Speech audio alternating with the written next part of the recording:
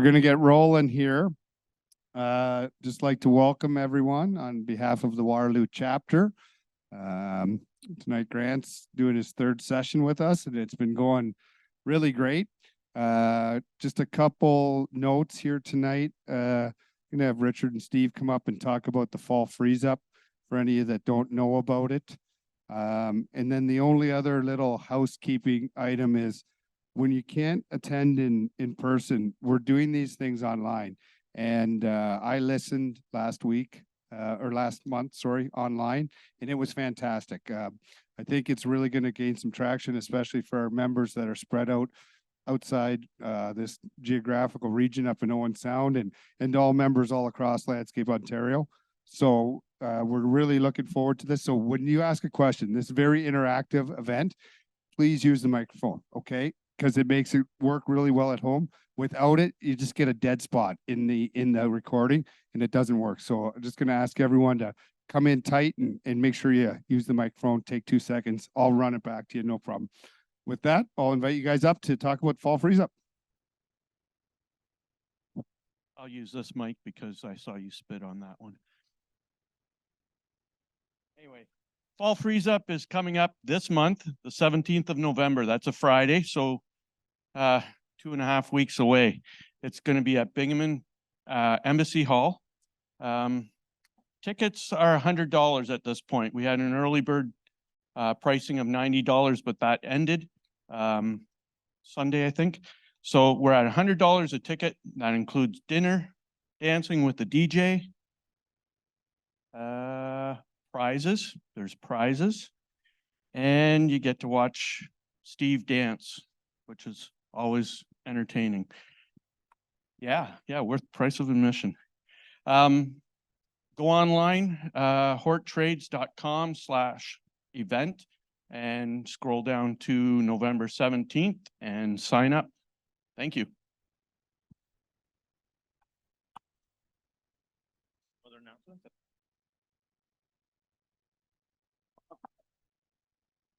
All right, everyone. Sorry, my technical error. Good evening, everyone. Welcome back to session number 3. So before we get going, those of you who have been with us before know the drill. So I'm going to go around. Again, you need a mic. So go around and introduce yourself, especially for those of you who might not want to talk. I'm going to put some pressure on you. So go around, introduce yourself, your company, kind of your role, kind of what you guys do, and then we're going to jump into this evening's thing. So Brenda, I just met you. So welcome, your first meeting, right? So can you tell people around kind of what you told me, why you're here and what do you do and stuff like that? Oh, sorry. There you go, that should work. Hello? Okay. So I am Brenda Walsh. I work at the Cambridge Shelter, the homeless shelter. We started a brand new project this spring where we are employing folks who are experiencing homelessness. So it is an employment program. But landscaping is the business that we have chosen. We hope to partner with other landscaping companies, so we might be able to prepare some of our guys to leave us at some point and maybe join some of your companies. So it's a great project, and I'm happy to be here. Good, thank you. I'm Jason with Current Kerr. Just recently took over project manager, and myself and the other Jason, we manage all of our snow. Okay. Justin from Current Kerr as well. General manager came tonight to support Grant. We use Nextra and their team for coaching for this year. So came to support that. Next year we have next week we have our traction meeting. So 'tis the season for strategic planning. So I thought I'd come for a refresher tonight and get my mind going and see what everyone else is saying. Okay. Hi, just Jason from Current Kerr again. Just here to support Grant, see what we can learn. Didn't realize I had a fan club. Thanks, guys. Appreciate that. Told us we had to come. Yeah. You weren't supposed to say that. Martin Horseman. I'm a coach, business coach with Nextra, here to Backup. Support grant apparently too, Why do I get? because everyone's getting it. We're not singling out anyone. Yeah, or use the, you use the mic. Yes. Yes, thank you. For those of us that are at home, whatever that is. Darren from Marquee Landscapes. I'm regional manager for snow. 12 months of the year. Very good. Linda from Your Salt Connection. And I'm your supplier for plows and salters and repairs to just about anything in the winter. Good.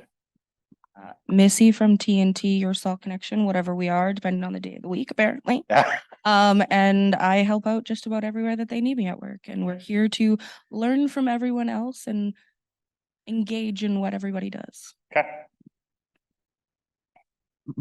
Antonio from Riverwood Landscape. I own the Kitchener location, just here to learn something. Okay. Tanner, Riverwood Landscape. I do a lot of things and here to learn. Look, that's a good job description, eh? Just whatever it is I need to be done. Yeah. Blake from Creative Landscape Depot and the Waterloo chapter board helped set this up, so here for that. Good. Dave. Rich Birch Landscape Services, chief bottle washer, check writer, strong arm muscle. How do you follow that? Poor Steve. Steve Snyder from Snyder Turf and Landscape Care. We specialize in estate property maintenance. Michael from Landscape Plus, Operations Manager. Great session last month on snow, so looking to pick up some more stuff this week. Perfect. That's good to hear. Thank you. Trevor from Landscape Plus, sit on the board and help organize this as well, and looking to hire Richard for accounts receivable. As chief bottle washer or strong arm? Strong arm, okay. Brett from Bellevue Landscapes, maintenance and special projects manager, and yeah, just looking to stack everything up. Okay. And network. Network, good. Brandon from Red Bear Landscaping, back to learn and to let you know Pete will be here in half an hour. Sweet. Colin from Bobcat Tri-Cities. I am the sales rep for Region Waterloo. Perfect. Okay. Thank you very much. Appreciate it. I'm gonna put this down. Okay, so let's get started. So again, most of you this is a repeat for you. I'll put it up here. So again, my name is Grant Harrison from Nextra Consulting. I'm happy to be here. Grew up in the industry, the only industry I know, things I do. We do own a consulting business now that helps contractors, specifically around strategic planning. That's kind of our goal when we coach people. So this is kind of the basis of how we coach people. So you're going to learn tonight a little bit about how we help contractors tactically and how we walk them through programs and stuff like that. So Martin has introduced himself. So we do financials, HR services, and coaching when it comes to that. So next month is sales and marketing. So again, for those of you who don't know, what the goal of the board was when we talked back in the summertime was to go through these certification programs, because these books are really, really good, and kind of summarize this. So this is kind of what most of this information tonight is based off this certification book. So those of you who did it, Darren, did you get your copy? Did you? Okay, good. So it's good. What was that? Yeah, they are. Well, they're kind of boring, but they are dry. Yeah. And that's why what we thought we would do, or the board thought, instead of making it just dry, how about we make it interactive, right? So really any of the content that I've created tonight is all out of here. So I actually didn't create it. I just will make it less dry, I guess is my goal, and put it interactive. So that's this week. But next week or next month is sales and marketing, which I think is going to be good. As we move into January, right? Because again, we're trying to, once January comes, most of us go into, okay, how do we sell for spring, get that sales cycle going? So, okay, last month, for those of you who were here, again, we're trying to build on top of this once. Can someone take the mic and tell us from our snow planning session last month, that was not a CLP, but we thought was a topic worth doing. Who can talk about something they implemented, something they learned, a takeaway, something they've done in the last 30, 60, 90 days to do it? So who wants to start us off? I will, we got the idea of doing the dry run for our snow. So we have it scheduled in the next couple weeks to go out and do a full run of the properties while there's not snow on the ground, and that came from this session. Good. Okay. Who else?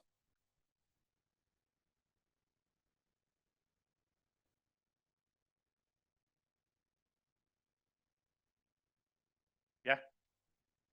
So Riverwood, for those of you at home who didn't hear that, Riverwood's doing the same thing. They're doing like a mock snowfall type thing. Okay. Are you telling your guys about it? Like, is it pre-planned or are you just gonna call the guys in? Both?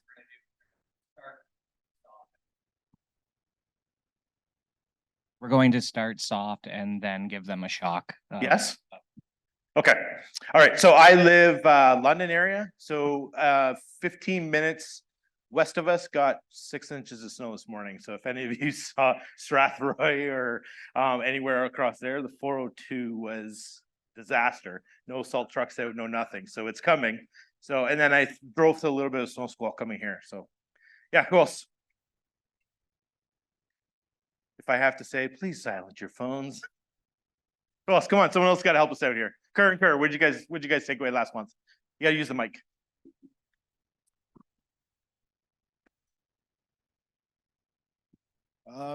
So not to jump on the bandwagon, but that is one thing we have coming up. We talked about inviting you out for the 13th November. We're gonna do our snow kickoff meeting. Part of that, it's gonna be much more in depth this year. Some of that is going to include the mock snow event or the mock snowfall with equipment and guys and hitting the street and doing like a quick run of the routes. A big thing that we haven't done in the past, which we're starting this year with one of our larger clients, is some risk assessment going into the winter from both a liability standpoint and a damage standpoint. So we're going through documenting that, creating new systems, policies, procedures for that kind of stuff. So yeah. Okay, good. One more. Someone else want to give us something?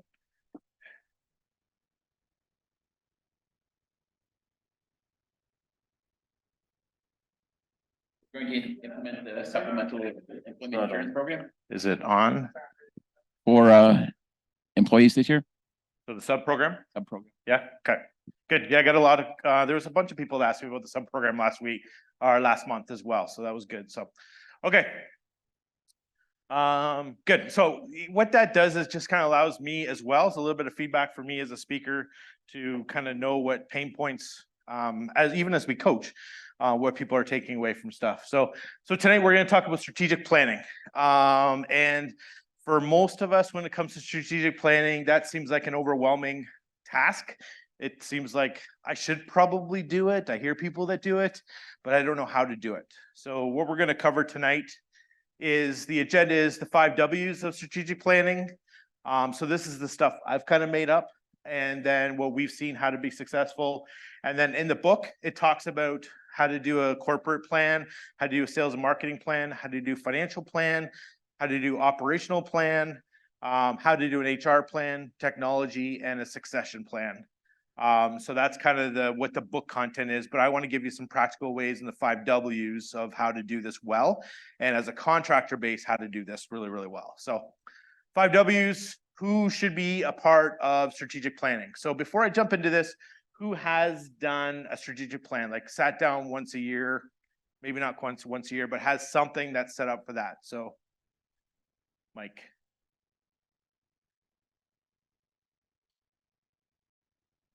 Yes. Just don't leave it with them. Okay, so what have you guys done? So we're doing traction quarterly planning, strategic planning. The people involved, myself, division leaders, senior management, and for us, one of the partners, more of like the operational partner, day-to-day partner. Yeah. So. Okay. And then that obviously is accompanied with our coach. Yeah. Okay. Who else does an annual planning session that kind of gives you a plan where to do? You guys do one, I think. Have I not seen that? Yeah. Yeah, we do, we did a kickoff for the first time this year and we had the entire staff there. So the management did the planning. We took a day and went offsite. We actually rented a boardroom at Communitech, went down there offsite for a day and a half and went through everything with the entire staff and Okay. found it very beneficial, and then just recap that meeting in our quarterly updates. Okay. Have you guys done it as a leader, just as a leadership team before, or this is the first time you did it with everyone? Yeah, just as first time we did it with everyone, Okay. And how long you been doing them as a leadership team? 3 years. 3 years? Okay, great. Good. Anyone else doing that? Yeah, we do a monthly managers meeting where we talk about different strategies and how to improve and implement different from previous meetings. And then we also do in the winter pretty much the whole team and get everybody together and do a full strategic plan, talk about what worked, what didn't, how we can change it and what we can do moving forward. So Okay. that's coming up in December. For In us. December? Okay, good. And I'd say it's a good 60 to 70% of the company. Is it? Okay, that's awesome. Yeah, to get the team in it, so. Anyone else do a strategic plan, once a year plan? Yep. Where you going? We did a kickoff also, with all staff going over procedures and OSPs, and then we try to do with the managers a quarterly. We did miss the summer one just through staffing issues. Okay. I'm gonna leave this mic here, but I'm afraid it's gonna roll off the table, so I'll do that. Okay, so who? So if you've never done this before, to me, owner is really important, divisional leader. So if you have someone that looks after a snow division for you, maintenance division, enhancement, construction, those are kind of that. I do like administrator. Typically, this is the one that gets left off the most. So to me, someone from the administrative team needs to be there, because a lot of stuff we decide as owners or operations people, because so much of our business is operationals focused. The administration team usually gets left out of that. And then it's like we make decisions, we talk about stuff, not realizing what the implication is to the admin team. So if you're gonna have an admin person there, that's really helpful. If you have a salesperson, salespeople are always good because you're always talking revenue numbers and what we're gonna sell, because it typically starts with that. Operations team, this one's a kind of for us, like I said, as an industry operations team, it's fairly simple to do. And then to me, not to push a facilitator, but someone who can challenge your own thoughts, right? Someone from the outside. And that's for us, that's why we've kind of built a business around it, because we know the industry and all that type of stuff, but you can never, like, you can say to me like, well, this doesn't work. I'm like, okay, well, maybe it doesn't work for you, but there's 2 or 3 other people around you that it does work for. So why doesn't it work? So we can kind of challenge your thoughts and stuff like that. And then the other thing that a facilitator can do is keep you on track. Most of us don't know have never taught or how to run a really good, effective meeting. So how to keep you on track, how to keep the conversation going, keep an agenda and doing all that type of stuff. So facilitator is really good. I don't facilitate. We are on Traction as well as a company, but I don't do a great job facilitating our meetings, like Nextra meetings. Because like to me, my staff they'll stay, okay, yeah, that's fine, that's fine. So even myself, I've even thought about hiring a facilitator for us just to facilitate our meetings, because ours don't necessarily, and we teach it, but it's important to have someone else challenge our thoughts as well. So again, what do you want to talk about? So again, people are like, okay, let's get together, but I don't even know what to talk about. So we've talked about who should attend, but what do we want to talk about? High level stuff. What's your vision? What's your mission? We're going to talk about a SWOT analysis. What are your core values? What are your goals? What are your objectives? And then what are some action plans? And again, some of these things may seem a bit foreign to you. But for those of you who have a vision, like, what are we doing? Why do we do what we do? Right? You know, most of us are here to plow snow, cut grass, and build beautiful backyards or beautiful landscapes. But that's not typically what we actually do, right? We build a business and we're doing stuff, and that's kind of what we sell or the product we offer. But what is the vision for what we want to do? What's the mission? A lot of people get those, those are kind of a gray area. So what's the mission of what we want to do? The SWOT analysis is really good. We're going to talk about that. And then core values. To me, core values are one of those things. If you can do core values really, really well, this will change your business. So if you feel like you don't have a great culture, you feel like, staff are just coming and going, and, you're kind of feeling like you know, maybe for those owners, we hear this a lot of, I don't even like my business. Like I own it, but I don't like it. Create some good core values in your business and start hiring and firing staff and clients, especially clients as well. And this will change your business if you can get some good core values. And then the goals and objectives, we're gonna talk about SMART goals, but actually write something down. Like we want to sell X amount this year. And you're gonna get some personalities in the business that are like, well, you know what, I don't want to commit to that. Maybe that's not what I want to do. But you really, as soon as you write it down, one of the people that really had an influence on my life said, if you measure it, you can manage it, right? But measuring it means you need to put a goal in. Even if you don't hit that goal, at least it's something, some sort of goal that you can do for that, and then some objectives, and then some actionable plans, right? So the thing we teach traction.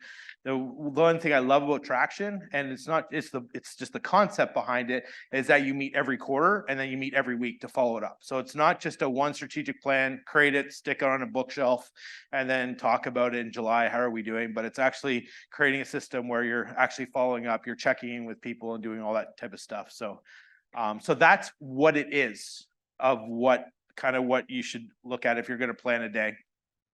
When, to me, annually is minimal. And again, most of us do come out, like for as an industry, you know, we hear people all the time being like, listen, we come back from Christmas, we do Congress, and then we do an annual event, right? So some people are doing it before Christmas, right? You guys are doing it in December, so before you guys head off. But most people in our industry kind of take January as their start of their so a lot of people have started their fiscal year. So that kind of makes sense to start a budget when you kind of do that. But to me, if you can do it annually and review it, if you can do it quarterly and discuss it weekly, that's when it really starts to get, you know, kind of get pounded in, it gets traction, and where you can do that type of stuff. So the main focus of our business obviously is summer landscape products. So we chose to do it in December because it's kind of the end of our season. And that's where it's good to talk about what worked and what didn't and get everybody's perspective, even the guys in the machine.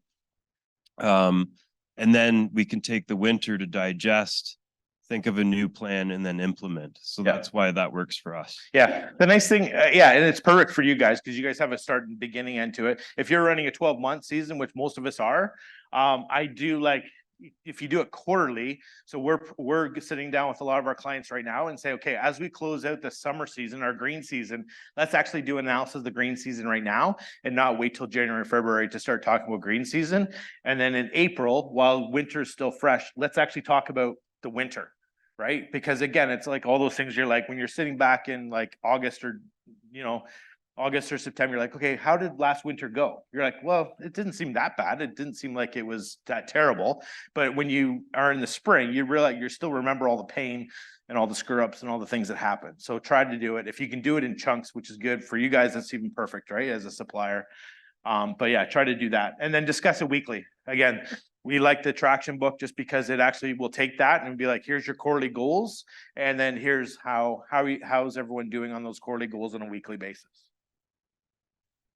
Anyone else do it more than, unless you're on traction, anyone else? Trevor, how long do you guys meet quarterly too? Are you guys on quarterly cycle? Yes? Yeah? Okay. The next one is where, Trevor already alluded to it, but do it offsite. Rent a room, room rentals are really, really cheap now. We do a lot of stuff at WP. So if it's not up here, but WP is in Waterdown. They have a great community boardroom. So we'll take a lot of our clients off site. We have a boardroom at our place and we've built it just for that. If really it's the value of is getting you out of where you're at. If you have a boardroom in your office, the phone rings, people walk in, all that type of stuff. The best way to do it is find somewhere else. And really you can renting a room right now is really inexpensive. You don't need to go to a hotel and do all that type of stuff. Find someone or go to someone else's boardroom. But yeah, if you can do it offsite, that's the best way to do it. We have a couple clients that have done it that have taken Landscape Ontario. Yes, there you go. That's a good one. Yeah. Yeah, so if you want to do Landscape Ontario, that's fairly centralized to most people as well, as far as that goes. We have a couple people that will do it like go to Muskoka. So they'll rent a big Airbnb cottage, and it's kind of a big celebration. They'll do it over 1 or 2 days, just as a thank you. And again, allows you to do that. So, but to me, if you're gonna do it offsite, do it prepared for it, bring in some food. And as far as owner, do a little bit of a celebration as well as a thank you when it comes to that. So just allow them to do that. Why to do it? Typically what we see is we'll have companies that'll come to us and like, oh, we did a strategic plan 3 years ago. And then what we hear all the time is we just got busy. We never got back to it. And they're like, well, why should I keep doing it year over year? And this is the reason why I think you should do it year over year, because it gets you to 3 to 5 year goals. So again, I don't mean to, again, traction is really good because it tells you like, what's the business look like 10 years from now? And it breaks that 10-year goal down into a 5-year goal, into a 3-year goal, into a 1-year goal, and it breaks it into every quarter. Right. So most of us are like, I don't know what the business is going to look like 5 years from now. Like I'm still just trying to keep my head above water for what it's going to do today and tomorrow, or get through the green season where you can do that. But if you can really pull yourself out, especially as an owner, and start thinking about those 3 to 5 year goals, then you will actually start to see some traction. And most of us as entrepreneurs, as owners, get more excited about where the business is going to go long term rather than the day-to-day stuff. So this again excites the team, it gets them re-energized, it gets them refocused, so it builds a little bit of team goals. Maximize profit. So what we want to do is we actually in this we will actually want to break out profits by division.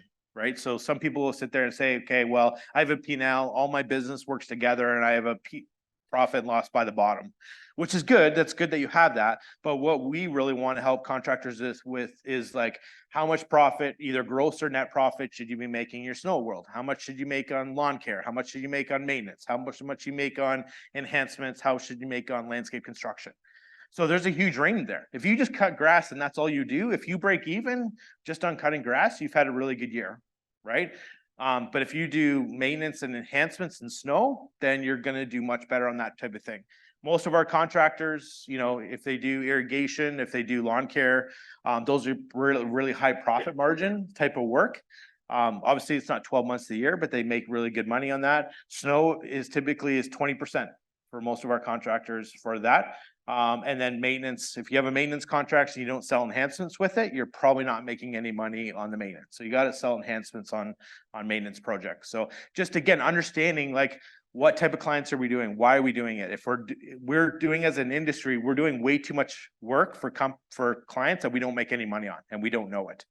Right. So it allows us to make some better decisions about, you know, should we take this client on? Should we not take the client on, and go from there? I think the last 3 times I've talked about identifying your ideal client. If you don't know what your ideal client is, or you're not sure, when you start to break this out, you're going to see what your ideal client looks like to start. You want to build a sustainable company. You know, everyone has had some staffing issues over the last couple of years.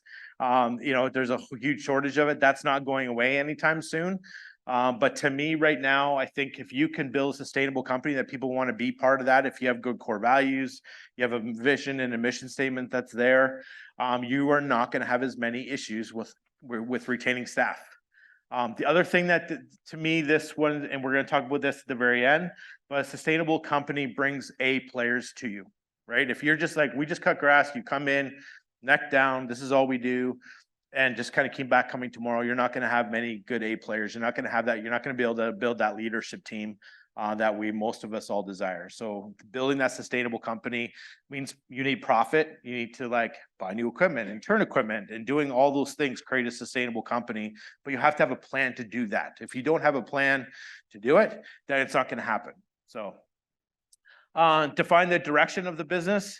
A lot of this times for me anyways, as an owner, I don't necessarily, I'm not very good at verbalizing everything that's in my head, right? So in my head, I know where Nextra is going to go. I have a great idea. I'm like, have all these good ideas. The problem is, as an owner, I don't necessarily verbalize that or put it down on paper enough. So I'll come out and I'll be like, I think we should do this, this, and this. And people are like, where did this come from? I'm like, I've been thinking about it for months. And they're like, okay, well, that's the first time we've actually, and my staff have actually heard it.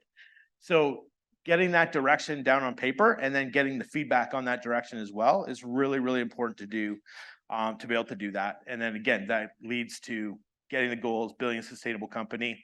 Creating alignment is really important. So to me, creating alignment around what the team you have or the team that you might not have, but you need to get. So identify, okay, this is the type of client we're working for. This is the type of client we want to work for. Here's where we want to do. This is a geographical area we want. And then do we have the team in place to do that? And if not, do we have to find that team? Or maybe we have a team member that's not in the right spot, right? So one of those analogies is people will come to us all the time. They're like, this person who works for us, really good culture fit, but they're just not doing well at their job. So I'm like, okay, well, are they in the right position? So to me, it's like, are they on the bus? So they love working here, but maybe they're not in the right spot on the bus. So can we move them around to another spot on the bus when it comes to that? Is really, really important. And again, that creates alignment around that type of topic. Focus on tasks outside the operations. For those of you who are here tonight, I thank you, because there's lots of other things you need to be doing, right? All of you are probably thinking, if you're operations based, we're less than 12 hours away from operations starting up again tomorrow morning. That operation always takes the best of us. It's always typically fires we're trying to put out. But if you can focus outside of that operations, that's even better. Again, and just being proactive. We hear all the time, I don't have time, I don't have time, I don't have time. And if you make time, it will come back and it'll pay off in dividends, but you have to make the time in order to do it. And do that type of thing. And then the last one is just team input. So I love that you guys have had your whole team into it, right? That's amazing as far as that goes. So come on in. So those of you who don't know, pizza's here. You should have come and joined us.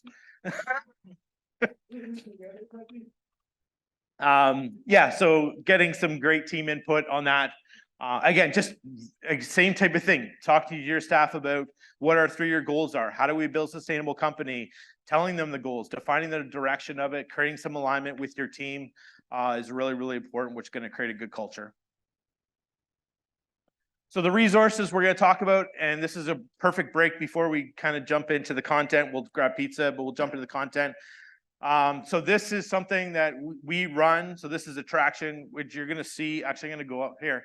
So this is, if you've never seen Traction, this is the book that you want. If you have not read Traction, you need a book. I don't have any right now, but I will find you a book. I'll send you a book.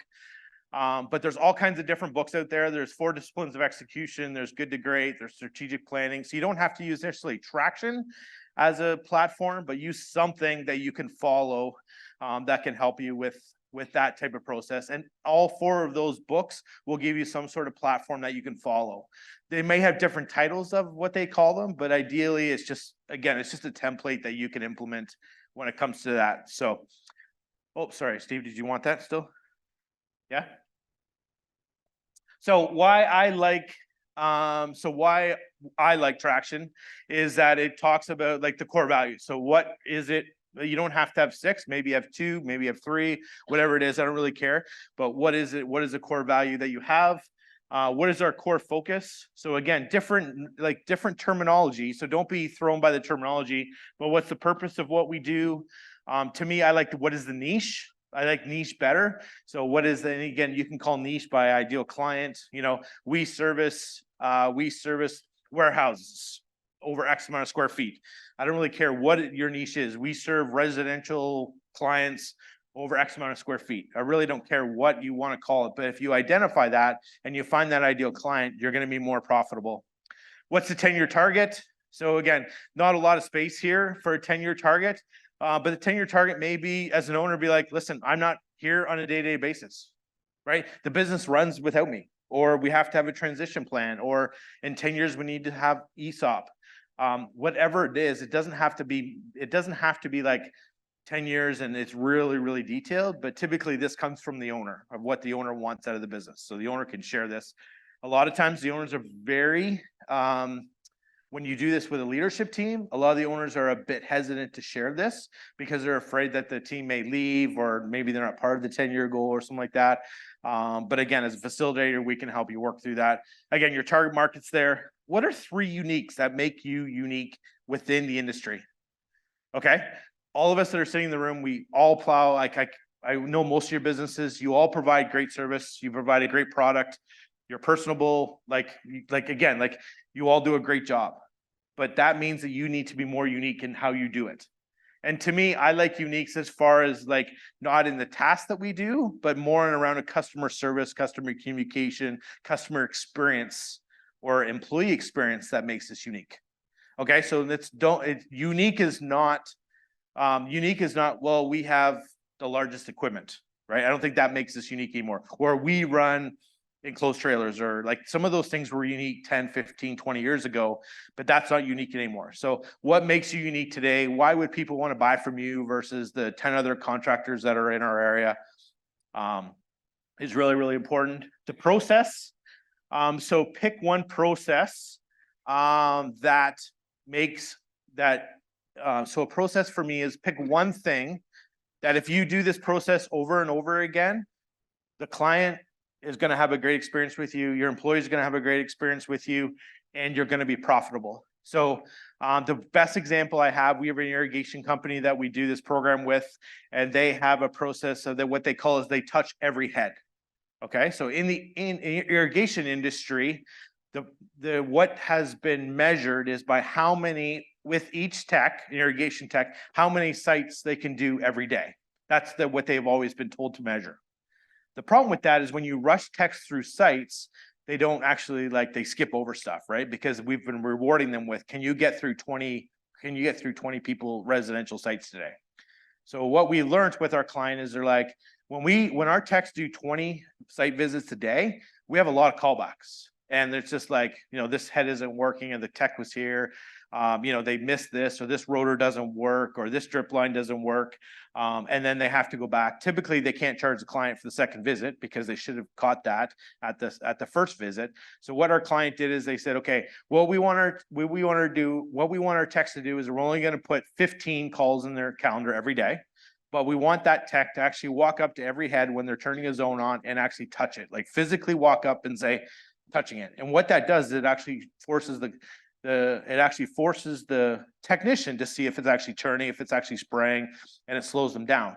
So what happened was they fought that because they're like, if our tech is only hitting 15 sites a day versus 20, that's lost revenue in their minds. But I'm like, look at all the times that you have to go back to that site because you missed that one head in the very back corner because the tech was just standing at the garage going through zones. So they did it once with a couple techs, and they realized that their callbacks was hardly any. Their actually tech per visit was actually creating more money because they were catching more things. So for most irrigation companies right now, it's like a flat rate pricing. So if I have to replace this head, it's like $25. So if you can catch that $25 rather than going back, leaving, the customers are not satisfied because you're like, well, why didn't the tech catch that? And then you can charge $25 for that head. So it actually worked out. At the end of the day, they were doing 15 calls a day, but they actually almost doubled their technician revenue. So that's a process that they put in place to be able to do that. So what's one process for you as a company to do it? It's very difficult, right? Because it's like we do so many different SOPs, we do so many processes. So that's one's really hard. To me, Lo, I'll give you this one. If you can do this really, really well, onboarding clients. If you can get a really good process in how you onboard clients from the sales process down to a handover to operations will change how you do things. I think I gave you guys an example last month about when we took a condo over and we didn't do a good onboarding process for the client, and we ended up servicing the property different than the previous contractor. Again, at the end of the day, it was the exact same service, but they wanted it differently. If we had onboarded that client better, then we wouldn't have had that. So what's one process that you guys can put into your business that will make all difference? But most contractors right now, the big gap is between the sales team. And if it's an owner, it's even worse typically. And I'm an example of this because we got so many other things to go. I'm like, oh shoot, I promised that to the customer, but I forgot to tell operations. All right. So if you can create anything like that would be really good. So anyone have an onboarding program for clients? You guys hand stuff off? No? So again, if you don't have one, that's really good. If you need an onboarding checklist, I can give you one. But that's really, really good is one good process. This usually takes a lot of time. Like it's not, a lot of times when we do this with clients, the process pretty much gets left off. We start teasing them about it and start thinking about it. But you can do that. Guarantees also a little bit tougher. Because it's not something we can be like 30, like it's not like pizza or something like that. 30 minutes or it's free. We can't promise that we're gonna have all the snow plowed by 8 a.m. That doesn't work. We can't promise you that we're gonna get a project done by, July 1st, which is your anniversary party. Like there's so many stuff that's out of our realm. But there is some stuff that we can guarantee that can help with that. To me, the one I like right now for a lot of our clients are using is guaranteed communication. That's one thing we can control. We talked about this last month on that is guaranteeing a client that will email them at 5 o'clock at night, the night before, or 4 o'clock at night. We'll email them or contact them, before 6 a.m. and then at noon. That's something I can control. The plan might not have gone to fruition, but at least I can guarantee that to the client that we'll communicate proactively with them. So something like that. So again, that's kind of when it comes to traction terms, that's they call a vision. So high level stuff. Again, so what we like to do is what the future date is. So 3 years from today, what's the revenue? And I would like to breaking revenue down in divisions. So again, what's your maintenance revenue, snow revenue, enhancements, design build, whatever it is.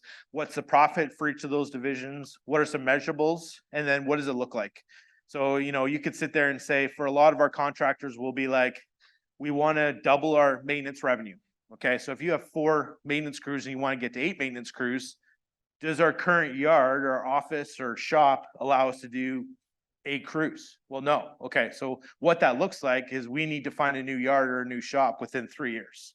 And right now, if you're looking for a shop in this area, it's going to take you 3 years to find it. Right, so you need to start looking today with that whole idea to do that. But if you don't do that 3-year picture, you're not going to start looking for a property today because you don't even know what you would do with it, right? So it just helps you with that. And again, just high level stuff. Maybe we need a better management team. Maybe we need a better accounting software. Maybe we need to whatever, but it just gives you some particulars to be able to do that as far as that goes. There is a second sheet I forgot to put on here actually, and that's the traction program. So it actually just breaks this 3-year goal down into 1-year goals and then to quarterly goals. But this would be one thing I would do if you're going to do something, fill this out to start as an annual goal, and then you can break it down as a longer term goal, but break it into annual and go from there. So if you're looking for a spot to start. Talked about the resources, SWOT analysis. So again, if you've never done something like this before, this to me is a great end of the season thing to do. So what is our strengths? What is our weaknesses? What are the opportunities we have? And then what are our threats? So again, if you're looking for a more simpler way to do this, this is a great resource to do. I can't read that. It's really unfocused. So anyways, if you want that, if you just Google SWOT analysis, it'll come up. But it is just answering a bunch of questions.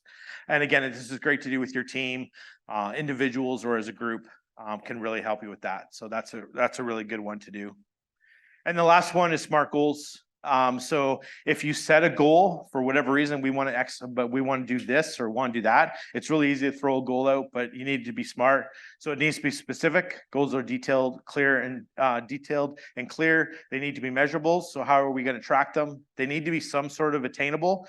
A lot of people are one or the other. So some people will, and this is even in our organization, I love I guess I wouldn't call it a stretch goal, but I would rather aim higher and maybe not hit it. Our HR director, Charlotte, she's amazing. She would rather go low and guarantee to hit it. Just different personalities, right? I would rather reach for the stars where she's like, no, I don't want to put a goal and then I can't reach. So, but to me, I think it needs to be attainable, right? So I think that's important. Relevant to the goals aligned with the larger picture, and are they time bound? And that's the one thing we see all the time. People don't give it time bound, right? So we're going to hit a sales goal of what? Okay, well, it's the green season, or this is what it is. So be realistic about that type of stuff. Again, if you just hit SMART goals, that's really important. So, okay, so we're going to jump into the actual content of the magazine, of the book. Okay, so again, we're gonna talk about on the strategic plans. Again, this stuff is what as Darren had said, this is the dry stuff of the book. So this is kind of where we're gonna go through it and kind of help out. So again, the more interaction we have, the better. Carrie, I don't know if there's anyone, is there anyone online tonight? 2 people. Can they introduce themselves? No. Yeah. From Bellevue, yeah. Riverwood. Oh, okay, so they've been here before, so welcome both of you. It's like a whole new crowd, it's like a whole new world back there, eh? It's like, this is what you mean to be like on TV. Yeah. Oh, hold on one sec. Hold on one sec. Just during the pizza break, we were talking about the benefit of that chart. And I think it's just a great thing to you to bring up that is almost your basic strategic plan. Yeah, On SWOT one page, analysis. right? Do you know what I mean? And we always think of a strategic plan being a 10-page document or whatever, but breaking that down and that technically is it, right? So I know we were just talking about that. What was that? Oh, the traction document, or the SWOT document? The traction. This one. That one. Yeah, so that's why I like, yeah, to me, this is a 1-page strategic plan, really. If you can do this, like I said, if you're gonna start somewhere, start something like this. Right, because it's just easy and stuff to do. Again, and don't be afraid you're gonna get it wrong. Like what you put on this sheet for the first time is not gonna be fine. To me, it's about learning the exercise and forcing people to think about it. Like when we teach traction, we go through this every quarter. Right, and we're always like, okay, these our core values? Are they still the core values today as they were a year ago? And as you mature as a company, you start thinking about it, you can change them, right? But at least it gets you starting to walk, like crawl, walk, run type of exercise. But yeah. The other one I thought of when you were talking about that strength, the SWOT analysis is really good. If you have a big job, like a big design build project or maybe a big project, even just do this at the end of a job. Right? What went well with the job? What was our strengths? What was the weakness on the job? What was the opportunities we might have missed on this job? And then what were the threats on it? So again, just quick and easy. If you get into the habit of doing you don't want to do that on small jobs, but if you had a big job that you want to do for that, but definitely for this seasonality, I would definitely suggest if you don't do anything, do this seasonality within your business. So, you know, for those of you who are winding down your green season, even just take some time out, and this could be a good breakfast.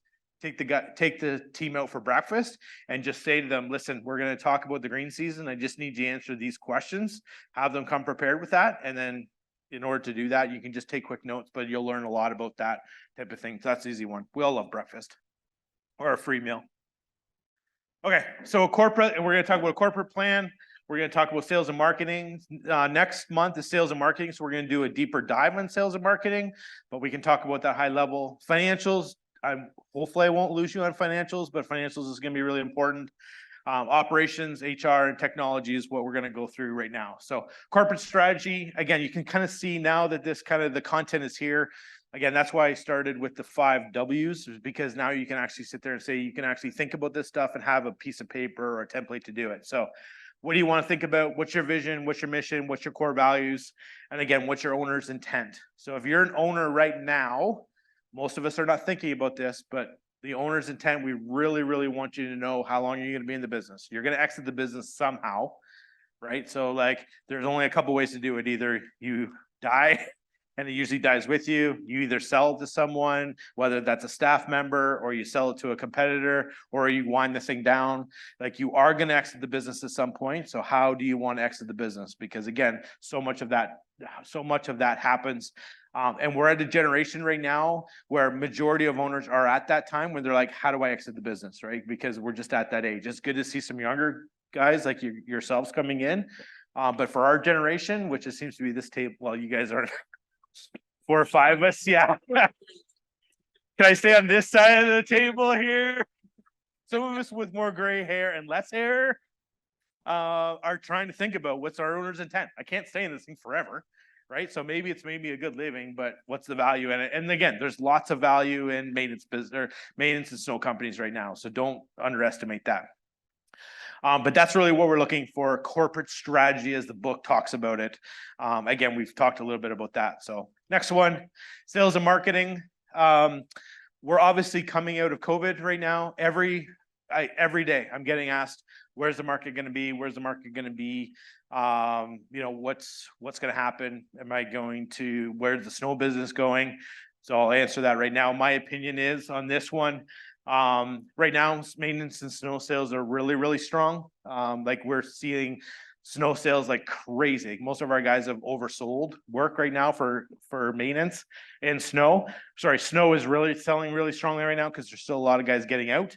I think maintenance is going to be just as strong, if not stronger, because I think more people are going to get out of maintenance. So I think that's going to be strong on the design build side. If you're doing high-end design build, so again, high-end design build, 50,000 plus, 100,000 plus, the higher number you are, that market's not going away. It's actually, I think it's stronger right now. We have a client in Collingwood and they're booking into the end of 2025 as far as design build. His average job is 100,000 plus. And he's building into that. So he's getting designs of houses that there's nothing on the property, right? It's just a lot. So those type of markets are going strong. I'm sure you guys have seen, you guys are be affected by this. Anything where for little front walkways, little, under $10,000, that type of stuff is pretty much dried up for most of our clients. Anyone that was leveraging money as well, like if you're taking home equity money out, a lot of pool companies are suffering right now because they've just put a surplus of pools in. So the pool guys are hurting. But typically, yeah, we just got to get better at sales. We've been great order takers. And we have to get a good sales process in place, not just showing up and put a number in won't do it anymore. You're going to actually have 2 or 3 people actually show up, 2 or 3 people actually put a number in. So we have to be able to sell. And that goes back to that strategic plan, right? If we know what makes us unique versus the other contractor, that's maybe a really good contractor who does really good work, then why would that client buy from us? And if you know you're unique and you know what makes you special, then talk about those things. Don't talk about, we're going to put this type of stone down, have this little retaining wall. All that's important, but I think it makes you there. So what is our current market conditions? So to me, again, I'm more excited about the industry than I've ever been with the industry, especially on the reoccurring revenue side. We just, on those big landscapes, we've put 10 years worth of landscape in for our clients within 3 or 4 years. That's all. Right. So the work we've overproduced the work. Again, we talk about what our ideal client is. So if you don't know your ideal client, I'm going to keep pounding and pounding and pounding you on this. So what is your ideal client? Again, it's the most ideal. It's the most profitable client. It's the one our staff like to work with, and it's the one that we can be repetitive. So.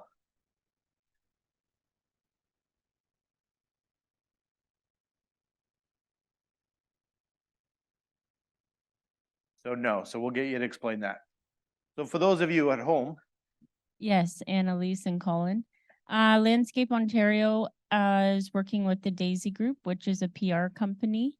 And we were at Queen's Park on Tuesday with an assembly with the government. So we were actually brought in by one of the MPs and we kind of schmoozed and had this great dinner with a variety of MPs that came to support the snow and ice legislation that is being put forth by that sector group. So there's a really good article if you want me to send it to you. But all in all, was really, really fantastic day. And a lot of the MPs, even Doug Ford, was like, why are we not moving on this? So that was positive. Okay, good. He wanted to get into a piece of equipment, Doug Ford did, yeah. He got into a Snow 914 or something. A CAD 914 yeah. Loader, yeah. That's good. Yeah, the Daisy Group is doing a really good job. I think they've been hired also for the pesticide ban as well. I think Dave Wright talked about that last week. So yeah, lots of good movement on the snow side, which is kind of good to hear. So again, ideal client, we talked about that. I'm going to pound that into you every month that we're together, but figure out where your ideal client is. What is our marketing strategy? So what's the differentiation? I am not a marketing person. This is probably my weakness even in my own business. But how do we get into market? Like, again, most of us are running new trucks with stickers, closed in trailers with stickers. Like we have running billboards all across the city. But what are we doing outside of that? How are we spending SEO money?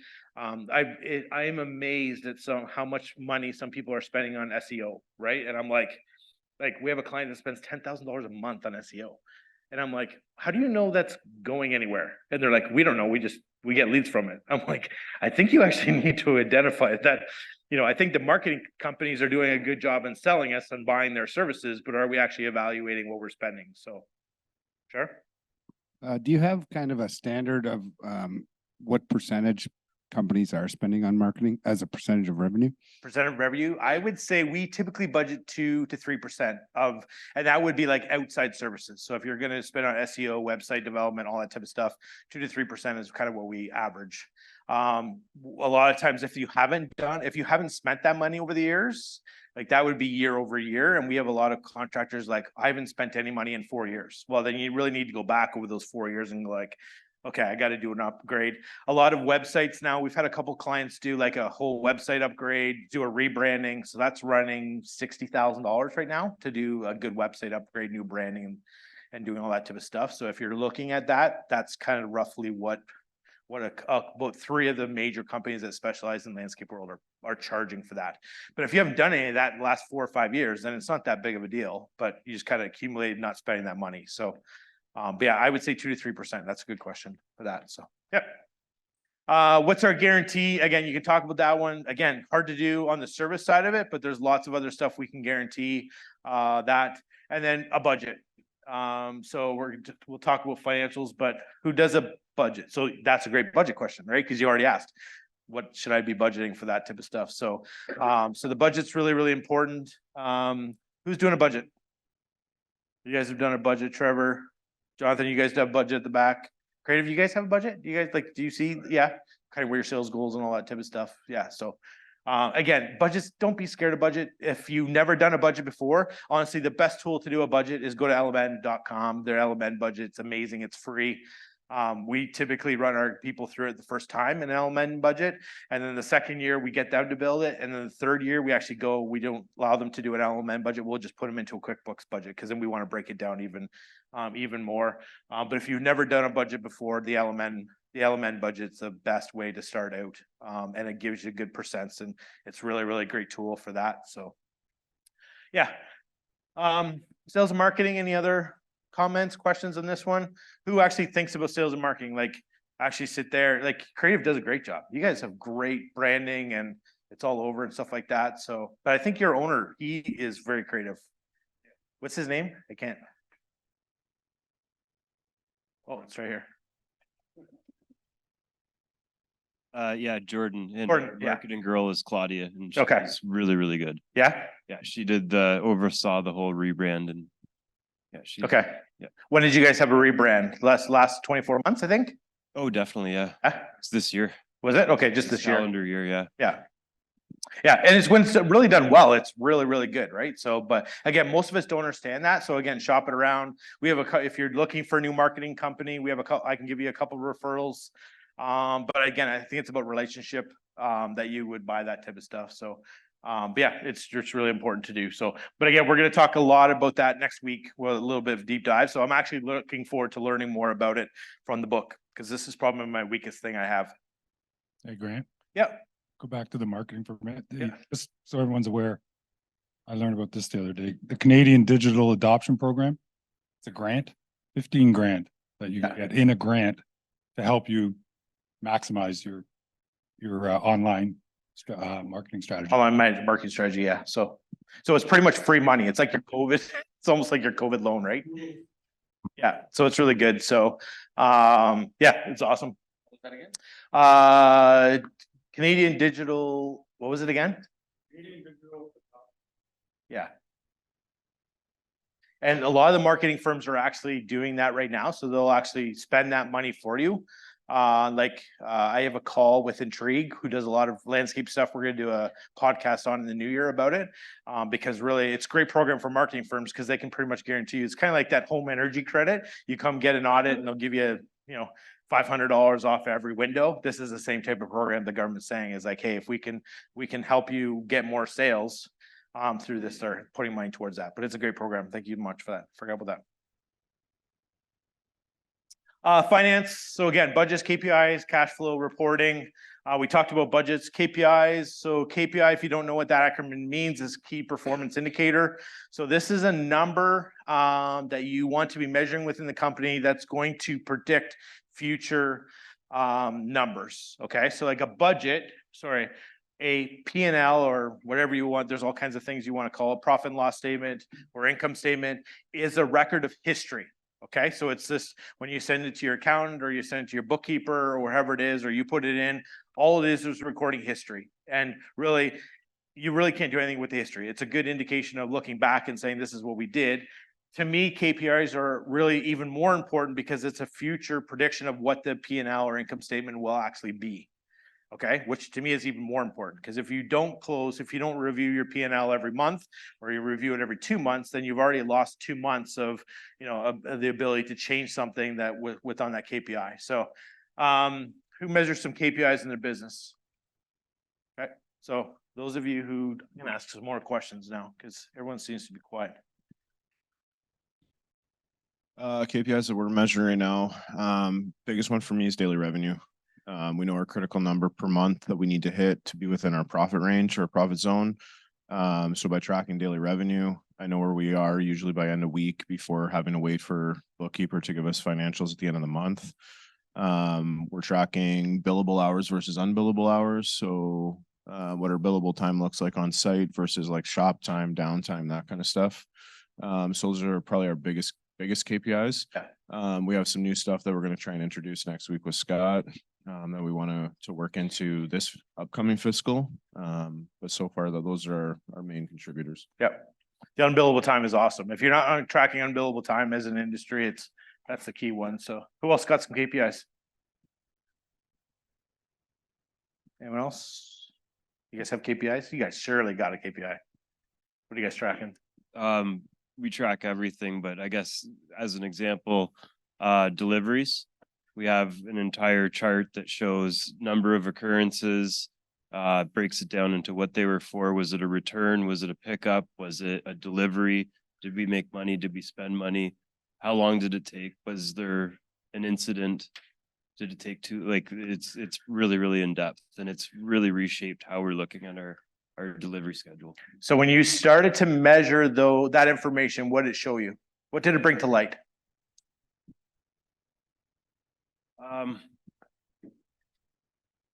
I think the biggest thing was how many non-profitable occurrences there was. Okay. I think is really what brought it to light. And by that, I mean, how many times do we go to Unilock to pick up product, right? Which is necessary, but those are the things I don't think we realized how much the trucks were doing for us that didn't bring product to a contractor. Yeah, didn't create revenue, right? Yeah, exactly. Yeah, that's good. It indirectly created revenue, but not on that occurrence. Yeah, so instead of going to Unilock for a half a load, if you can pre-plan and get a full load, makes a difference, right? So, yeah. Okay. You guys, KPI that you guys are measuring? Yeah, we do revenue per man hour for our construction crews as well as revenue per week for that division. Yeah. And then for the maintenance, we just measure percentage of schedule completed for the week. Okay. So how often do you measure the schedule? Like every day? You're like when the crews come back? No, it's on a weekly basis. On a weekly basis? Okay. Rain, then pick up more properties the next day or whatever. Okay. Based on the week. Okay. On your construction, you said revenue per day, right? Revenue per week and revenue per man hour. Per man hour? Okay. So how often do you measure that then? Once a week. Once a week? Okay. So someone's going in, how do you measure that? Like, let's say you have a job that's a month long. How are you breaking that out? Like on a weekly basis. So yeah. So let's say, so again, I guess what I'm getting to, most people will push back and go, well, it's a month long. I'll tell you at the very end of the month how we did. Yeah. But how are you guys breaking out per week? It's a little bit based on hours, like percentage of like hours. Perfect. Budgeted. Yeah. The completion of a job, right? So yeah. Okay. Yeah, and that's a good one, right? So if it's 4 weeks long, you just basically divide that. Hopefully it's like typically it's 4 weeks of revenue divided by 4 and then see where they're at as far as that goes. So that's really good. So Okay, maintenance, I love maintenance. The one for maintenance is just budgeted versus actuals, right? It's hard, like, and you gotta really watch that, because if not, the maintenance hours get out of control. This year was really, really hard because most of us who cut grass, Steve, you and I talked about that, I think last time, it just didn't stop growing. Right? It was like you could have almost gone on a 5 or 6 day cut schedule instead of a 7-day cut schedule, almost.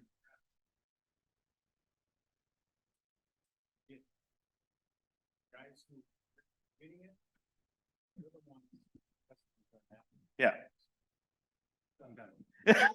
So what Steve was saying was, I'll summarize for Steve. What he was saying is, like, if you didn't stay on top of it, then you had huge issues, right? And we all know for gardens, if you don't get on top of it in the spring, you play catch up for the full season. It just doesn't matter seeing how to do it. And then it just becomes a quality issue at the time.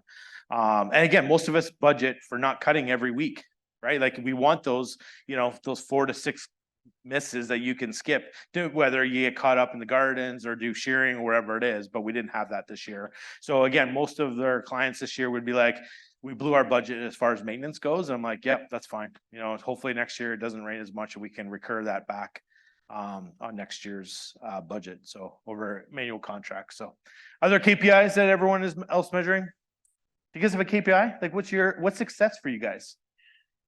Hold on one sec. I need a mic. Sorry. Because you have a whole different business. Yeah. Is totally different. So success to us is the guys getting up and coming to work every day, essentially. Yeah. I have a couple clients that actually they're measuring that. It's a couple tenants.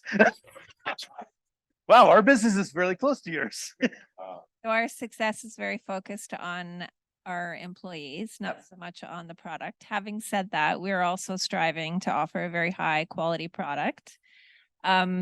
Right now, revenue is not a major issue for us. So long as we're covering our costs, we're not really measuring profit. But I mean, it's our first season, so we're not even there yet. But this is what we're starting to think about all this stuff right now. So Okay, good. That's awesome. It's amazing that, success is, for some of us, is just how many guys, attendance is huge. On the attendance side, employee turnover. To me would be a great one to do. And at the end of every season, I would measure employee turnover at the end of so start April 1st to November 15th. Take your staff that you started with, the staff that ended with it, find out a percent of those people that were there. If you let someone go, don't count that person. Like if you fired them, kicked them out the door, don't count that as a loss. If someone was a student and they went back to someone was like, hey, I'm an engineering student and I actually got a full-time job in my field, don't count that. But any people that just left that, if you're of 80% retention rate, you're doing really, really well. If you're less than that, you just need to start looking at some of the stuff that you're doing and why are people leaving as far as that goes. Right now, cash flow, cash flow, like when COVID first hit, I remember everyone asking me about cash flow, like when we got shut down for all of whatever it was, 2 weeks, and then the floodgates opened and no one ever asked me about cash flow until now. If you're not doing a cash flow spreadsheet, and to me, you should be doing a cash flow spreadsheet after every payroll. So if you're doing weekly payroll, do it every week. If you're doing bi-weekly payroll, do it every 2 weeks. But this is what's going to help us through if we do see a bit of a recession. This is what's going to help us through that because cash is king, right? So most companies don't go bankrupt or close because of lack of sales. They go bankrupt because of lack of cash.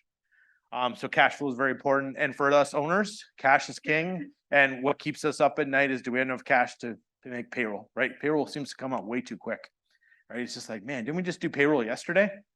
But payroll's going to do that. And then any other reporting you can do, like I said, take every division. We did a meeting the other day with a client and their goal for this quarter is to have every employee in the business has a number. So this is their quarter. So we went through every position within the company and we said, we went down and said, okay, what's success for this person that we can measure it? So if you can look at that, that would be really good. So the person that's running an end of a trimmer, right? What can be a number for that person that they can have a success and that we can measure them to see how they're doing. So it's not just high level stuff. So if you can get to the point where you can get everyone a number, you'll have lots of success there. Any other KPIs reporting that you guys wouldn't live without? No? Anyone? No? What do you guys measure as a supplier? What do you guys measure? TNT? What are you guys measuring? You want a mic? Microphone. Actually, if I point you out, I should just actually bring you a mic. Not fair that I point you, or at least it gives you some time to think about it. We do a lot of the cash flow, but then we look at what is profitable actually with us. So we do a lot of revenue expense and again, what actual, because during the summer we're TNT, but during the winter we're the supplier. Yeah. So during the summer, we look at, we've bid this job. What did we get in return actually? Because it's a crapshoot when you're bidding. Yeah. And weather plays a huge role in that. So if you can keep the guys occupied on a rain day, but doing something productive, how well was that productive? So we're looking at that as well. You know, where can we do some cost savings? And we bring in the staff a lot with that. So, but for suppliers, it's really difficult. We just look at what we have to sell and what we're getting is revenue on that and lots of competition in town. Yeah. So it's difficult because every time somebody lowers their price, it affects us. And then if we raise our price, it affects them. And we're all selling the same stuff unless it's equipment. But it's hard because we're going, well, if they want to make pennies, we want to make dimes. Yeah. And it's very difficult Mhm. that way. But we do look at most of our profit in the wintertime is equipment and our service. Yeah. Yeah, and that's what we really strive. And as you were talking about uniqueness, that makes us unique. Yeah. It's not a commodity service. It's very hard to commoditize service. It's easy to commoditize salt, but not the service that goes with that salt. Right. Right? But Yeah. it's not even that service. It's the fact that we service plows and salters at 2 o'clock in the morning when you break down. Yeah. And nobody else in town will be open. We'll be open We to do that. Surcharge you. Yeah. What? No, it's a standard rate. Our guys are there anyways. Okay. So The mic so you can plug that. Then you plug that. one of the guys that you. Turn it off. Good. That's awesome. Mr. Bobcat, sorry, I didn't catch your name. Colin, what do you guys measure? Hold on, don't think about that before you say anything. Oh, perfect. You guys are corporation. What's a corporation like Bobcat measure? The majority of our measurements are really in the service department. So, you know, recovery rate of mechanic hours spent versus build out. From there, there's a little bit of parts analysis, but from the sales guys, it's as Did long you as, sell enough machines? as long as we're selling stuff, then we're not bothered. Yeah, I'm not bothered. Okay. Yep. So one more that we do is we actually have things broken down in cost per or revenue per square foot on the yard. So we realized that once we started doing that, that granite boulders or huge granite boulders weren't making enough for the square footage that they were taking up. So we stopped carrying. Yeah. And put something else there that was more profitable. Yeah. Yeah. Okay. That's a good one. I like that. Because you guys have a small yard. You guys sell a lot of stuff for such a small area, right? Yeah. Yeah. I always say if you told Jordan 20 years ago that the yard would be way too small and it was too busy, he would have said I did something right for 19 years. Yeah. There you go. So.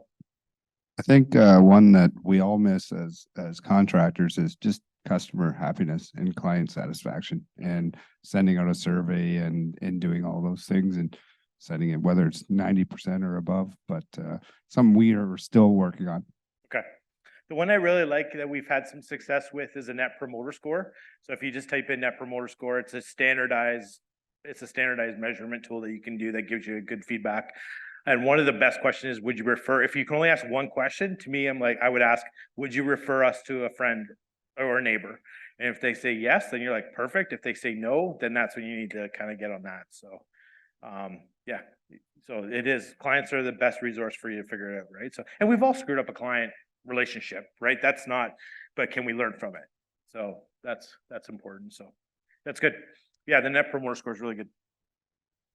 Okay, operations. So again, we've given you some of the stuff we talked about is operations based, but the services were offered, the management structure we have, the equipment used, budgets again. So again, you're gonna see budgets over and over again with this.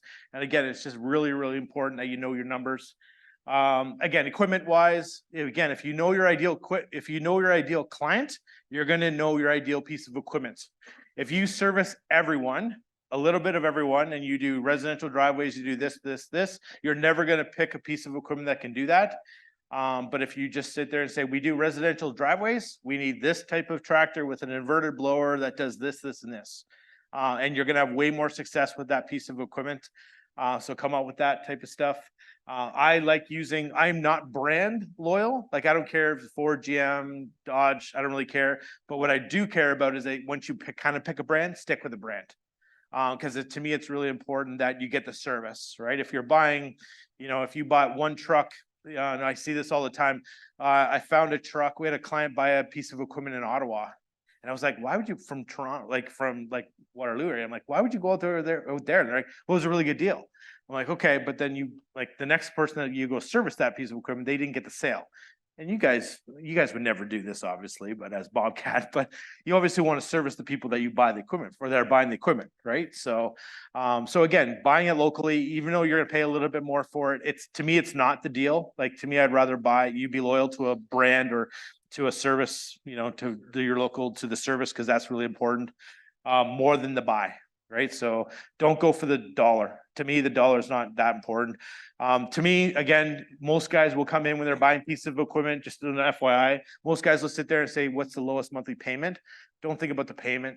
That's the worst way to look at a piece of equipment. Look at the resale value on it, like what's it going to get at auction. So look at it rather than what's the least amount of money I can put down on it, and what's the least amount of payment I can get on it. Because most guys get upside down way too quickly when it comes to that. So what's your management structure?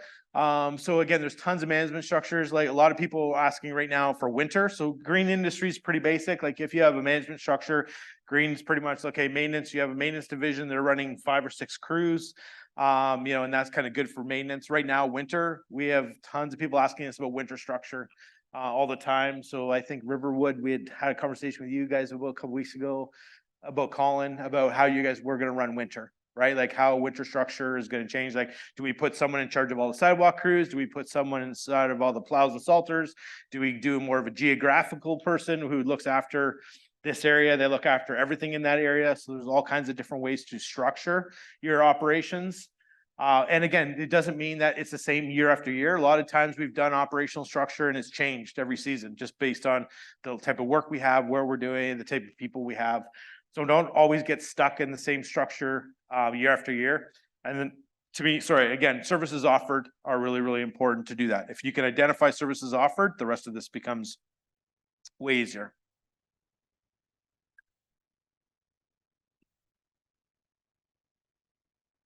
HR, we talked about the first week because it was really, really important to be able to, again, we thought that was a big pain point when we talked about this as a board. What would be the biggest kickoff to this, to these series? So we talked a lot about HR first. So what's a good organizational structure? I just talked about that. Staff room requirements. If you do a budget and you can and you have stuff like what should a crew, like a maintenance crew, a grass cutting crew and a maintenance crew of 2 people should do $200,000 of the work. Right? That's the kind of revenue they should do during the green season. If you start to know those numbers and you can start to understand that, then you can actually start making a plan for staffing requirements when you do a budget. So like a lot of people are like, well, I want to grow my maintenance division. Well, you kind of have to grow maintenance division. If that's the case of 2-man crews, you have to grow it in kind of $200,000 increments. Right? Or you have to figure out maybe we do one crew with 3 people. So it kind of brings the revenue down. But if you don't have those type of numbers or some benchmarking that's there, you don't know how much staff you're going to need. So that's really important. Again, if you have a budget, you can start to learn some of that stuff. How much should a good crew do of landscape design build? How much revenue should they do in a season? Right? We have people that'll do $200,000 for the crew, and we have a crew that'll do $1 million worth of design build. Right? So that's a big spread, but what is most efficient for you? And if you pick a number like that, then you can actually sit there and say, okay, if we have 3 crews next year, 3 times 750 get you your top line revenue, that's what that crew should be able to do. And then you know the requirements for that. Training, lots of training stuff. Again, the policies, this is, again, as you go through this, we talked a lot about policies last time, a good recruitment process. We are seeing way more, and I'd love your feedback on this one. We're seeing way better resumes coming through right now. We're seeing more people show up for interviews. The number's still high as far as no-shows, but it's still better than it has been as a percent. So you guys had some good response lately? I think you guys have had for open job positions? Yeah, I'd say the last 3 weeks have been great. Yeah. Prior to that, we were like king of no-shows. King of no-shows? It Okay. seemed like every time Rachel set something up, we'd be ready and prepared, and no one comes. No one comes? And that was time after time for probably 8 interviews. Yeah.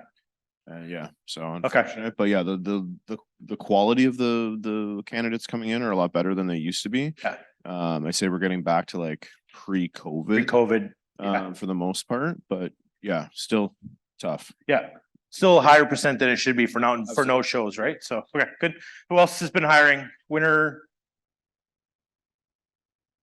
Anyone else? You guys? No one's hiring? Steve, are you good for the winter? Yeah. Who else? Anyone else? No? You guys at the back? You guys are good? Okay, so again, so I think it is becoming easier for sure.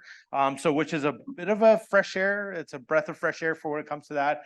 But again, always be recruiting. And again, when I talked about this last time, the retention, we have a huge industry issue with retention. If we could retain 80% of our staff, we wouldn't have as big of an issue with recruiting people. But we do not keep 80% of our staff year over year. And then again, you gotta budget it. So how much do you want to spend on recruiting? How much do you want to spend on pay? Really important. Technology, again, as an industry, I think we are not great on implementing technology. I think we're a bit behind typically. So again, hardware, software, telecommunications. As an industry, I think we're really good at having a smartphone. I think we're all good at that. I still have some people tell me they have a foreman that's been with them for 10, 15, 20 years that still doesn't use a smartphone or doesn't want to use a smartphone. But I think overall, most people are good at technology. But I think even making a plan for technology is really important too, to actually sit there and say, okay, what do we need 3 years from now to be able to sustain the business? Do we need a better accounting system? Do we need to put a CRM in place? Like, again, just start talking about this. To me, if you can start talking about implementing technology sooner in the business, you're going to have a better uptake rather than just sit there and say like, hey, by the way, we're going to buy into this software and we just dump it on people without them knowing, and they just don't understand the why are we doing it?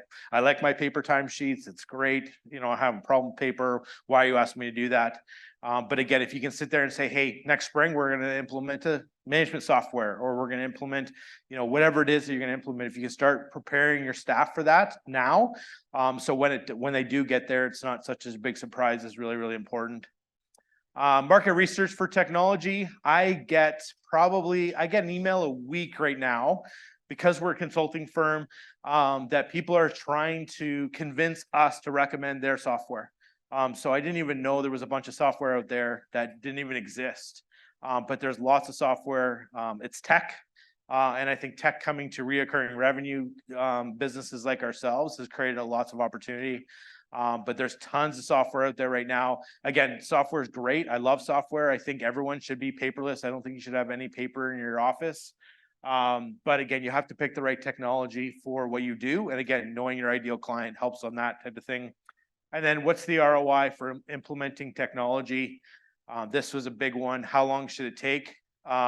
Whatever the salesperson of the technology tells you, like as far as implementing, like they'll tell you like, we've implemented this at a business and it's going to take 3 to 4 weeks or 3 or 4 months. You can pretty much, if not double, if not triple that number because they're salespeople. And no one likes a salesperson. I mean, we all love salespeople, sorry. But technology salespeople are honestly the worst. They are like, I don't know why they tell us that, but just, double it minimum. You can probably triple it to figure what it is. So again, understanding the timeline for that, making sure you have someone who owns that piece of technology that is going to be that's gonna own it. Like that's the superhero for that. So if you have a CRM, it's just one person that's like, they know everything about it. That person, everyone in the business can go to that person and say, I have a question about this. I don't know how to do this. Can you please remind me how to do that? But you need someone who's gonna be the superstar that's gonna own that technology that you're gonna put in place. This is a great thing. I love this part of it because someone in your business who might be just like a foreman or something like that would just die for the opportunity to implement technology within your business. So it doesn't necessarily have to be this person. Maybe it doesn't have to be a senior leadership team member that's implementing it, but maybe send it out to someone and just say, hey, we're implementing a new software. Does anyone want to do some research with us? Yeah, like and as far as the younger people are just way better at this, right? So the older I get, the less and less technological, I don't know what that word is, the least amount of technology I have. So we had someone in our business, Jordan, if you know Jordan was always the guy I would go to and be like, Jordan, they would email me. I'm like, you got to get through Jordan. If you can get through Jordan, then Jordan brings it to me and says, yes, this is a great software. Then I'll look at it. But just, I didn't know the questions to ask or something like that. So always do that. And again, put a budget in it because this stuff ramps up pretty quick. When we go through people's budgets, there's always like, we have this software, and this software, and this software, and this software. And all of a sudden you're like, and it's all just small monthly. It's like all the streaming services, right? You go through our streaming services, all of a sudden I have like 10 streaming services. I'm like, how did I get 10 streaming services on my credit card? Right? But you're like, oh, I want to see that series. And technology has a tendency to do that. So to me, annually go through your technology. Are we using it? Are we not using it? Let's cancel it. Let's get over it. But something really important to do that. But yeah, I think as an industry, we still can do better on technology. Someone asked me the other day, what technology, just generally, what should we be using as an industry? So to me, some sort of CRM, some sort of estimating software, scheduling, whether that's a time tracking, digital time tracking. I think you need some sort of internal communication software, whether that's like a Slack or like WhatsApp, something like that you can talk to internally, and then some sort of financial software that'll help you do job costing and stuff like that. So those would be the 4 or 5 things I think every business should have. That's paperless at minimum. And then you can go from there. You can get, the other one was like some sort of takeoff software. So like something you can take a Google Earth and get square footages and stuff like that. It's really good technology to have as well. But that would be the minimal I think most companies need to have today within their business. Succession planning is the last one that they talk about. So this one's really important to me. Again, this is typically around the owner. So again, we've kind of said, what does the business look like 10 years from now? So again, if you don't know this, these are good questions that you can have. So what are your options? You close the business, you sell it to a competitor or competitor, spelling error there. You can sell it to a private equity right now. You can sell it to staff. You can sell it to family. Or you can just, there's all kinds of other stuff there you can do, but making this decision today is going to help you. As an owner, you're probably not going to want to talk about this with your staff. So pull someone like myself aside and say, what are my options before you go and announce that to the staff? Because it's kind of that Pandora's box. As soon as you announce that to the staff, it's kind of, that's all they're going to hear, right? So you don't want to backpedal a little bit. So you want to be able to sit there and say, okay, how am I going to exit the business? Which is really, really important. Again, which is going to be, that's the foundation of how everything else, in my opinion, everything else you do for the next 10 years is going to revolve around this. If you want to sell it to a private equity firm, I'm going to tell you what your ideal client is going to be moving forward in order for you to get the maximum money for private equity. I just know that, like I know what they're looking for, the type of work they're looking for. If you want to sell to a family, then there's a lot of conversations that have to happen around how do we have this family dynamics. Selling to families is not easy. It's difficult. There's a lot of conversations that need to happen around that. Selling to staff is really good. ESOP is a really good program for those of you who don't know. That's like employee option ES shares. I can't remember what it stands for, ESOP anyways, but there's a couple companies in the area that are ESOP driven and then sell it to a competitor. There's lots of stuff buying right now. We have tons of deals on the go right now. There are people that are looking to buy companies, especially in the maintenance and snow world. So like I said, that's why it's exciting for the business that are there. So again, if you don't know the answer to these questions, come see me, come see Martin. We're happy to walk you through this. Take us out for coffee, take us for lunch, and we're happy to have this conversation with you. So yeah, so that's it for the content of the book. It's 10 to 9. So again, this is your homework. This is not new to you, those of you who've been here. So I'm gonna go around again and just ask you one thing you've learned tonight or one thing that you want to implement. But as a company, if you're meeting as a leadership team this week or this month, you know, what are we doing well in this area? How are we doing well with strategic planning? What are the areas we need to do? What can we implement in the next 30, 60, 90 days? Not into our winter program, but to our strategic plan. And how does spending time and resource on this area improve the current business that we have? So my goal tonight for all of you is that you will book a date in your calendar, whether it's December, January, and that you'll take some time to either meet with a staff member, do it on your own, hire a consultant, do something that'll move stuff ahead, even if it's just doing that one page plan. So that's it for the content tonight. So I'm gonna start at the back because I picked on the people at the front. Okay, so you guys ready? Why not? Okay, so that's right, because I'm gonna walk back and do that. So you guys want to start? Yeah, okay. So what's one takeaway from tonight that you're gonna try to implement within the business? The client onboarding. Client onboarding, okay. Do you want to pick one? We'll just pass it around. I guess doing weekly cash flow, like a sheet, like you had mentioned. Cash flow, yeah. I think it's important to really like take a better look at things more often. Yeah. Obviously, like everybody looks at their cash flow and they kind of know where they are. But like breaking that down, like with a bookkeeper every week is a good idea. Okay, good. Do you have anything? No?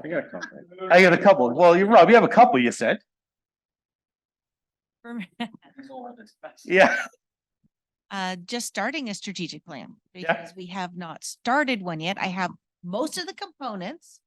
And like, we already have the core values. We already have a lot of it done. And we already have staff engagement, Yeah, but we don't have the rest of it. And I've already been doing the 5-year projections. okay. Because we did 5 years ago, we were giving up maintenance. Yeah. This is our first year of no summer maintenance. Yeah. And no plowing this. Okay, winter. good. So we did the whole 5 years. Yeah, now what's the next 5 years look like now? Yeah, so Right. that's. Yeah. So No, but that's a good goal, right? So if you want to be done in 5 years or 3 years, mine is Yeah. retirement, like how you asked, you Yeah. know, like how do you leave? And I'm going, he wants to die in the business and I want to retire in the business and we Yeah. own 50-50. So we're going to have a fight over this. okay. Yeah, so strategic planning will be, yeah. Video ticket. Linda might be able to help you. So next one's when we get together, we'll stick you guys at the front and we'll do a little bit of marriage counseling and couples counseling. How's that? So if you ever want to get into coaching or consulting, it does include some like marriage counseling. So yeah, people have told me stuff I didn't think they should tell me. It was just crazy. I'm like, I can't believe you just said that out loud and you're telling me that. You should be telling your spouse this, so. Darren? I think I'd like to Yeah, work I'm a on safer place. succession planning and find someone to replace me. Yeah, okay, good. Yeah, if you can do that, that's awesome. Rob, do you want to talk about how you're exiting the business or are you just gonna die in a piece of equipment or something like that? We're just trying to figure out best way to do it. Okay. Pass it along to the kids or sell it. The kids don't. It depends what day of the She's week. shaking her head. No, Dad, that's not an option. And how to slow down and not take on as much. Yep, okay, that's good. Sounds like you guys have made one good transition. Now it's what's next, right? So, but, okay. So if you guys would like to stay afterwards, we'll have a little after times. That would be good, so. Did you bring liquor for this? The bar's still open, so you can keep going. Here's a free. I'm just visiting as you were asking about KPIs. I think we have a lot of individual KPIs within our company for crews, departments, but we don't have like, I think just the general moral of what our company KPIs are. And I think that's just reminding me that I struggled to answer your question as much as I wanted to, but just creating that sort of company awareness of what our KPIs are versus As a company wide. Yes, instead of just having like crews and departments, because we all know what each hardscape crew needs to do and yeah, et cetera, but just more within a transparent company sort of Yeah. approach. It's important to do that. And this is one mistake that it just triggered a thought. A lot of times when we start to do divisional KPIs, it creates a lot of silos, right? Especially if you're a big company, and getting rid of those silos is very difficult because then you start to get like, well, it's my division, right? I don't want to give it this piece of equipment out because I don't want to do that. So it's again, bringing that, how every division needs to have some KPIs, but I think they still need to be working towards a full goal of company wide. Yes, right, and that's really hard to do. Yes, and it's human nature, right? Especially if you put a bonus program in place. Like people ask all the time, which a bonus program can be placed? Like no more than 50% of the person's bonus should come out of their division. Because you just start making decisions based on that. So maybe 60-40, 60% is how the company does, like overall, and then you get bonused out, and then 40% could be how your division does. Because if you do 100% on a certain division or a certain crew, it creates crazy silos, and then your culture goes down. Yeah, and then what happens is we're actually creating that from the leadership team. We're actually putting that culture in place of it's every man, every crew or person for the same. Yeah, we're measuring them, and we're growing that success. So I appreciated learning tonight about the market trends. So I got a lot of customers asking me, what are you seeing out there? What are you seeing out there? And there's a very small amount of customers, it seems, that are scared. Yeah. And seeing a huge drop off. And I've always just been thinking, well, these guys are doing something wrong, but I appreciate what that information, because it helps reassure a lot of the other guys out there that, you know, there's going to be lots of work and things aren't slowing down yet. yeah, the bigger companies are going to continue to buy equipment. The smaller guys are going to get a little bit scared. So, and again, I don't think that's right. I don't think that's bad. I think we need to, I think some of the smaller trucking and trucks or whatever you want to call them, that's fine. I think they can leave the market, right? So the people around here, who bring here is good. We just more business like that. I'm actually concerned about what you've learned. I'm hoping you've learned something tonight. Yeah, no, it's good. I think it's very hard for me to offer guarantees because often like there are times my crew just doesn't show up, you know? So I think having my guarantees around communication is great. Like that is something that's tangible that I can say this is what I can do. And if I have to move a job because my crew is not available, then I can guarantee that I'll communicate that to my customers. So okay, good. Jason? Big stretch, give it some thought. I know it's a surprise it's coming to you. Is it gonna be good? I see lots of wisdom coming out right now. No, not really. No. Oh, I failed. Um, One takeaway. What was it? One aha moment tonight that you'd never heard of before?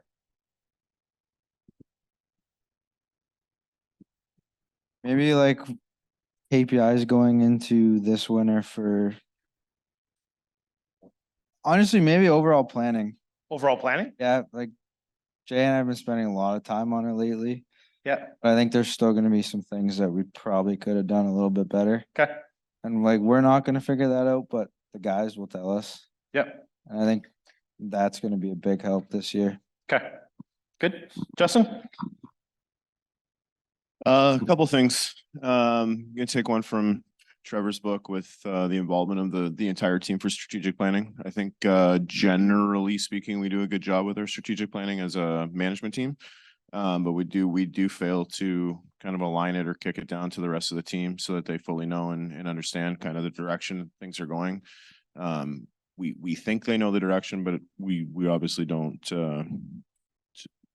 reciprocate it enough down to them for a full understanding for alignment.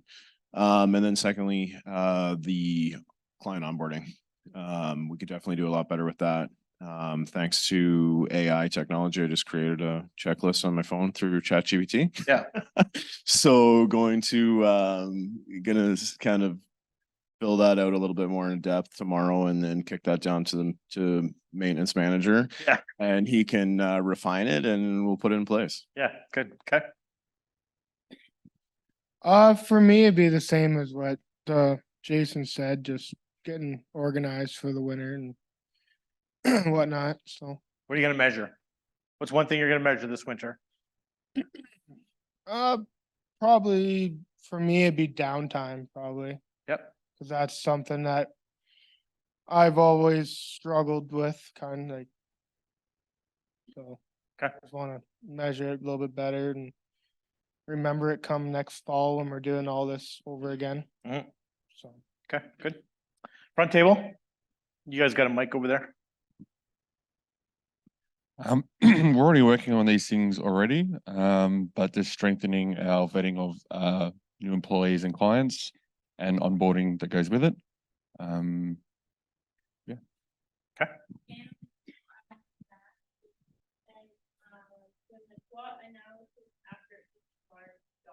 Okay, so Annalise, we heard you say to do a SWOT analysis after every large job is her takeaway, so. Colin, we're gonna come back to you, so if Colin, you're still there, I'd love to hear what Colin's gonna say, so. Trevor? Annalise stole mine because I was gonna say, doing a SWOT analysis over, like, just the simplicity of of how to recap that project. It's just very simple. It was great, and onboarding of clients, I think everyone in this room can do a better job of it. So I think that's a key one for me. And my last one, just one person owning software. Love that, right? And there's somebody in there that might not be management that loves that, and having that go-to person. Yeah. That was great. Someone who's passionate about it, right? Owns it, so, yep. For me, I had just figuring out our snow management structure. Yep. And have that communicated, get some feedback from the team, what works, what doesn't work, whether it's geographical or for like task based. So figuring that out ahead of time, communicating that to all the staff. Okay, good. Steve? Yeah, for me, it'll be the next 3 years. Where we're gonna be, where I'm gonna be, and how this continues or changes. Where that gets us to is that ideal client. I've had that in my head all these years, what I like. I could ask my staff, what is it, what they like? Because we can do a better job because maybe because I can talk on higher level terms and they can find other ways to communicate better. Yeah. Just things to work on there. And that's where that SWOT analysis comes on per client. That we can get better at. Yeah. It's more profitable. It does. They're happy. Yeah. Man. If our staff are happy, they'll make the job more profitable, right? So, yep. Pretty much from page 1 to the last page. The last, okay.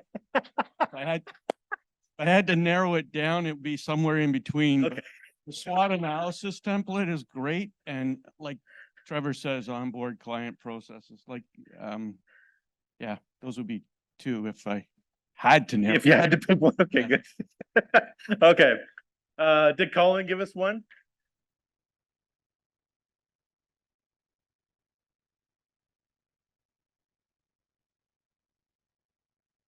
Okay, yeah, so putting a bonus structure in place that's company-wide as a higher percent than it is individual divisional budget, so. Again, yeah, thank you again tonight, appreciate especially the people that are online. Again, if you need anything, please let us know, Martin's here, myself here, we'd love to, if you want to talk about any of this stuff, give us an email, give us a call. Yeah, we'd love to help you, we're passionate about kind of walking through these things with you. And we're passionate about strategic planning as you guys move ahead. So thank you very much. Have a great evening and we'll see you next month at the sales and marketing one.